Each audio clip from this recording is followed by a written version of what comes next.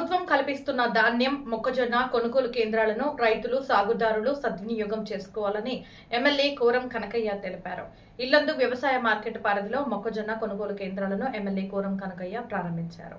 కార్యక్రమంలో Yellandu municipal chairperson Kiran Mitra, AMC chairman Rambabu, వ్యవసాయ శాఖ అధికారులు, పిఎస్ఎస్ మాజీ జర్మన్ మెట్ల కృష్ణ, కౌన్సిలర్లు జాఫర్, కార్తీక్ పాల్గొన్నారు. ఈ సందర్భంగా ఎమ్మెల్యే మాట్లాడుతూ వ్యవసాయంలో అనేక రకాల రసాయనాలు వాడడం వలన భూమి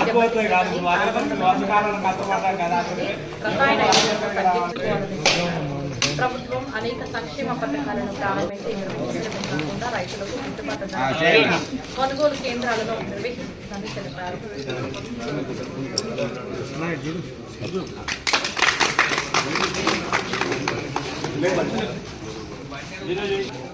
ఎక్కువనే తిద్దామని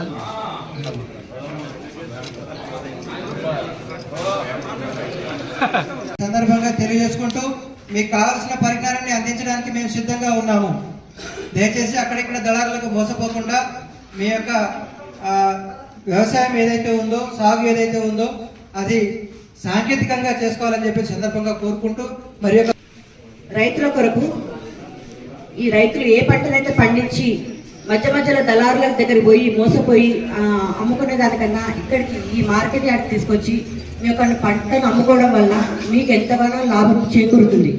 కాబట్టి మీ రైతులు వారు చెప్పే మోసపూరితమైన మాటలు నమ్మకుండా మీరు ఇక్కడికి వచ్చి మీ యొక్క పంటను అమ్ముకున్నట్టయితే మీకు ఎంతగానో ఉపయోగపడుతుంది. కాబట్టి ఈ యొక్క మార్కెట్ యార్డులో మీ యొక్క పంట తీసుకొచ్చుకొని అమ్ముకోవాల్సిందిగా కోరుకుంటున్నాను. అలాగే 73 లక్షల టోటల్ తెలంగాణలో రైతులు మొత్తం 73 లక్షల మంది రైతులు ఉన్నారు. ఈ యొక్క రైతులకు ఉపయోగపడే విధంగా మన మంత్రివర్యులు ఎంతగానో కృషి చేస్తూ ముందుకు నడుస్తూ ఉన్నారు. కాబట్టి ఈ రైతులు ఈ దళారులకు మోసపోకుండా మీరు మంచిగా ఈ యొక్క యాడ్ని సద్వినియోగపరచుకోవాల్సిందిగా కోరుకుంటూ, ఈరోజు ఇది 3వ కేంద్రం. పొద్దున ఉదయం చల్ల సముద్రం ఒకటి, కుమరాన ఒకటి, ఇది 3వ కేంద్రం ప్రారంభించుకున్నాం. గౌరవ శాసనసభ్యులు రైతు కోరిక మేరకు రైతు పంట రబీ ప్రారంభంలోనే మనకి గిట్టుబాటు ధరకి ప్రభుత్వం ప్రకటించినటువంటి గిట్టుబాటు ధరకి అయితే కొనుగోలు చేస్తేనే రైతు ఆర్థికంగా నష్టపోకుండా ఉంటాడనే ఆలోచనతోటి గౌరవ శాసనసభ్యులు కోరగానే గౌరవ శాసనసభ్యులు మాకంటే ముందే మంత్రివర్గం కోరి ఈ 3 కేంద్రాలు మన నియోజకవర్గంలో ఇంకా చాలా ఉన్నాయి. మన ఈ 3 కేంద్రాలను గౌరవ శాసనసభ్యులు మనల్ని కేంద్రాలు తెప్పేయడం జరిగింది. దీనివల్ల బయట మార్కెట్ కు మన మార్కెట్ కి వేరియేషన్ దాదాపు ఒక 1000 రూపాయలు తేడా వస్తా ఉన్నది. అంటే రైతు ఒక క్వింటాకు వచ్చేసి 1000 రూపాయలు నష్టపోతా ఉన్నారు. మన ప్రభుత్వం ఆర్థికంగా ఎంత సంక్షోభంలో ఉన్నప్పటికీ రైతుని రాజు చేయాలి, రైతుని ఆర్థికంగా బలోపేతం చేయాలి అనే ఒక ముఖ్య ఉద్దేశంతో ఎంత నష్టం ఉన్నప్పటికీ మన ప్రభుత్వం రైతు దగ్గర 2400 మద్దతు ధరని ప్రకటించి వారి దగ్గర నుంచి ప్రతి గింజ కొనాలి, రైతు దగ్గర ప్రతి ఒక్క గింజని కొనుగోలు చేయాలనే ముఖ్య ఉద్దేశంతో ఈరోజు మన గౌరవ శాసనసభ్యుల ద్వారా మనం ఈ మొక్కజొన్న కొనుగోలు కేంద్రాన్ని ప్రారంభించుకుంటా ఉన్నాం. ఆలోచించాల్సింది ఏంటంటే, వేస్తే ఒక మొక్కజొన్న వేసుకుంటూ పోతూ ఉంటారు, లేదా వేస్తే పత్తి వేసుకుంటూ పోతూ ఉంటారు.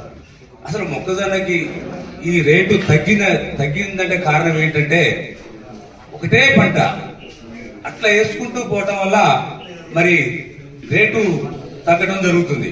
మరి దాన్ని మనం గమనించి పంట మార్పిడి చేసుకోవాలి.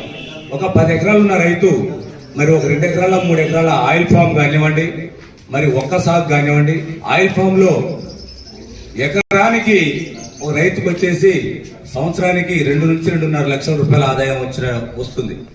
మరి దానితో పాటు ఒక ఆయిల్ ఫామే కాదు, అంతర్ పంటగా ఆయిల్ ఫామ్ లో ఒక్క సాగు చేయొచ్చు.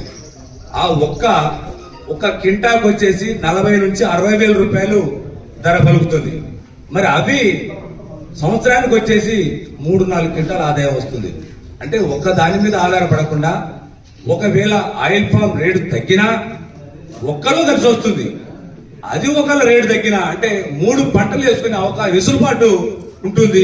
3 పంటలు కూడా దిగుబడి వచ్చే అవకాశం ఉంది. కాబట్టి ఇవన్నీ కొంచెం మెలకువలు రైతులు గమనించి మరి ముందుకు పోతే మరి లాభసాటిగా ఉంటుందని చెప్పి నేను మనవి చేస్తూ మరి అవకాశం ఇచ్చిన మరి ఈరోజు తెలంగాణ రాష్ట్రం మొత్తం మీద ఒక ఎల్లందు ప్రాంతం వెనకబడి ప్రాంతం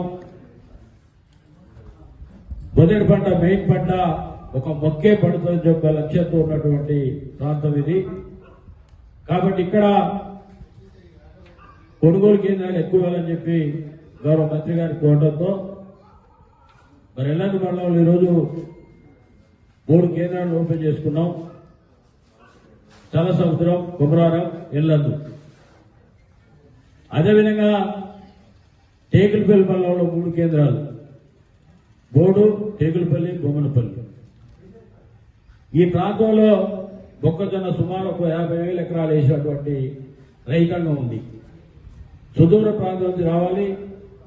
మరి రావాలంటే ట్రాన్స్పోర్ట్ అంటే ఛార్జీలు పెరిగే అవకాశం ఉంటుంది. తప్పకుండా ఆ ప్రాంతాల్లో కేంద్రాలు ఓపెన్ చేయాలన్న మరి ఆలోచన మంత్రి గారి దృష్టికి తీసుకుపోయి వెంటనే కేంద్రాలు పర్మిషన్ తీసుకుని అన్ని ప్రాంతాల్లో కూడా దూరం ఉన్న ప్రాంతాలన్నింటి కూడా సుమారు ఒక టేకులపల్లి ఎట్టుకోవడానికి సుమారు 25 కిలోమీటర్లు ఉండే ప్రాంతం పర్లగూడ, దంగాలపల్లి, గూడ ప్రాంతం నుంచి. అదేవిధంగా కుమరారం, అదేవిధంగా చివరికి నెహ్రూ నగరు, చలసముద్రి ప్రాంతాలు కూడా దూరం ఉంటాయి.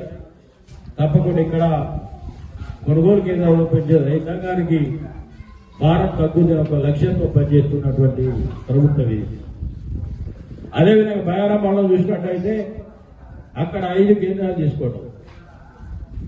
5 కేంద్రాలు కూడా మండల హెడ్ క్వార్టర్లు సుమారు 25-30 కిలోమీటర్ల దూరం ఉండి రైతుకి ఎక్కువ పంట పెట్టే అవకాశం ఉంది.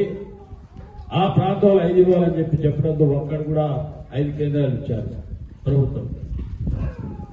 వాటితో పాటు గార్లాల 2, మరి కామపల్లి 3. కామపల్లి గతంలో ఇప్పుడు లేదు మొక్క పంట. మరి ఈసారి సుమారు ఒక 5,000 ఎకరాలు వేశారు. అక్కడ తప్పనిసరిగా కావాలని చెప్పి రైతులు డిమాండ్ చేయడంతో అక్కడ కూడా ఒక 3 కేంద్రాలు తీసుకొని రైతాంగానికి మేలు చేసే కార్యక్రమం తీసుకోవడం.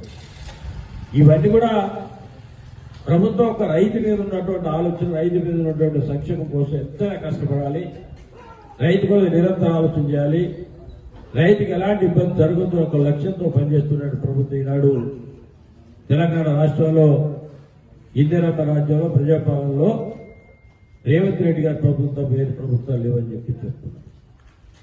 ఇప్పుడు 500 బోనసు, గతంలో వాళ్ళు రైతు బంధు పేరుతో ఎకరానికి 5,000 ఇచ్చేవారు. మరి ఈరోజు మనం రైతు భరోసా పేరుతో 6,000 రూపాయలు ఇచ్చి క్వింటాకు 500 బోనస్ ఇచ్చే గొప్ప కార్యక్రమం తీసుకున్నాం. మరి అప్పటికిప్పటికి ఎంత తేడా ఉంది రైతుకి? రైతులకు పనిముట్లు ఏర్పాటు చేసుకుంటాం, రైతుకు బీమా ఏర్పాటు చేశాం. ఇవన్నీ కూడా ఈనాడు ఈ ప్రభుత్వం తప్ప ఇందిరమ్మ రాజ్యంలో ఇందిరమ్మ ప్రభుత్వం తప్ప వేరే ప్రభుత్వం చేయమని చెప్పే సందర్భం విజ్ఞప్తి చేస్తూ ముఖ్యంగా రైతులకు ఆలోచన చేయాలి. ఇందిరమ్మ రాజ్యం ఆశీర్వదించాలి. ఇందిరమ్మ ఒక గొప్ప నేత, ఉప్పు మనిషి లాంటి మనిషి. ఎక్కడైతే కాంగ్రెస్ ప్రభుత్వం ఏ రాష్ట్రంలో పరిపాలన చేస్తుందో అక్కడ పేద, నిరుపేద రైతులు, రైతు కూలీలందరూ కూడా సంక్షేమ పథకాలు గొప్పగా అందించే గొప్ప కార్యక్రమం ప్రవేశపెట్టాడు ప్రభుత్వం.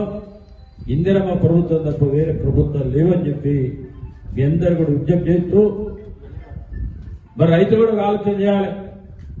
విపరీతమైన మందులు చల్లి విపరీతమైన మందులు కొట్టడం వల్ల భూమికి ఉన్నటువంటి సారవంతా పోయి భూమి మొత్తం కూడా విషం పరిస్థితుల్లో ఉంది. మరి మనం తినే ఆహారం ఏది? ఆ విషయాన్ని తింటున్నాం. మనం పంట మార్పిడి చేయాలి, రకరకాల పంటలు వేసుకోవాలి. ఎవరైతే కొద్ది గొప్ప భూమి ఉన్న వాళ్ళు మరి పచ్చి రొట్టు ద్వారా ఎరువులు ఏర్పాటు చేసుకుని పై మందులు తగ్గించుకొని ఎరువులు కూడా ఇప్పుడే చెప్పారు ఏవో గారు, ఈడే గారు, ఎకరానికి ఒకప్పుడు అరకట్టు ఎకరం వేసేవాళ్ళం యూరియా, ఇప్పుడు 5 కట్టలు వేస్తున్నారు. దానివల్ల ఏమైంది? భూసారం పోవటమే కాకుండా భూమి మొత్తం విషమైపోయి ఆ విషం ఉన్న ఆహారమే మనం తీసుకునే పరిస్థితి. కాబట్టి ఆలోచన చేయాలి. రైతులు కూడా చాలా మంది పేదలు ఏం చేస్తారు, ఎక్కువ దిగుబడి రావడం వల్ల మాకున్నటువంటి ఖర్చులు వెళ్తాయని చెప్పి ఆలోచన చేస్తారు. కానీ మన మద్దతు ధర ఇస్తున్నాం కదా, మనం ప్రభుత్వమే 1000 రూపాయలు కింటా ఉంటే ఈరోజు 2400 రూపాయలు పెట్టి కింటాకు ఉంటుంది. ప్రభుత్వానికి ఎంత నష్టం జరుగుతుంది? సుమారు 500 రూపాయలు నష్టం జరిగే పరిస్థితి. అయినా సరే రైతు దగ్గర ప్రతి గింజ కొనాలనే లక్ష్యంతో ఉన్నటువంటి ప్రభుత్వం ఇది. దళారిలో చేంజ్ చేస్తారు. మనం అక్కడిక్కడ అప్పో సప్పో చేసి పంట వేసుకున్న తర్వాత